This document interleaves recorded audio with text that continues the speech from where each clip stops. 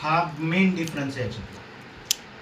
Keratin, botox, cysteine, nanoplastia याच्यामधला main difference काय, तर केराटिन तुमचं क्युटिकल लेअरवर काम करतं, एक लॅमिनेशन करतं क्युटिकलला. सिस्टीन, बुटॉक्स तुमच्या क्युटिकल आणि कोर्टेक्सच्या मध्ये काम करतं, आणि नॅनोप्लास्टिया तुमचं कोर्टेक्सच्या आतमध्ये ज्या केराटिन चेन्स आहेत त्याच्यावरती काम करतं. प्रोडक्टचे पार्टिकल्स जे ते एकदम नॅनो पार्टिकल असल्यामुळं प्रोडक्ट कोर्टेक्सच्या आतमध्ये जातं आणि त्याच्यावर काम करतं.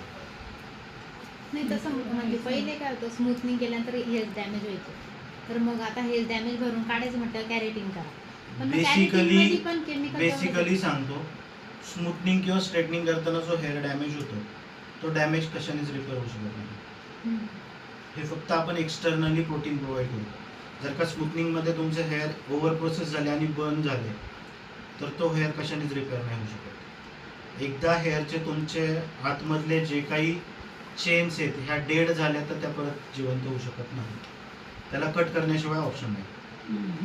हे फक्त आपण एक्सटर्नली प्रोटीन प्रोव्हाइड करतो हेअरची स्ट्रेंथ वाढवण्यासाठी किंवा हेअरला हेल्दी करण्यासाठी. याच्यामध्ये जे कलरने एक्स्ट्रीम लेवलला डॅमेज होतं त्याच्यासाठी प्लेक्स ट्रीटमेंट येते.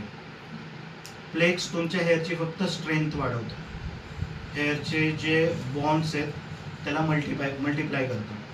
बॉन्ड मल्टिप्लाय करून हेअरची स्ट्रेंथ वाढते. तुम्ही एखादा हेअर जर का ब्रेकेज होत असेल तर त्या हेअरला तुम्ही प्लेक्स ट्रीटमेंट दिली तर तो हेअरची स्ट्रेंथ प्रॉपरली तुटत नाही.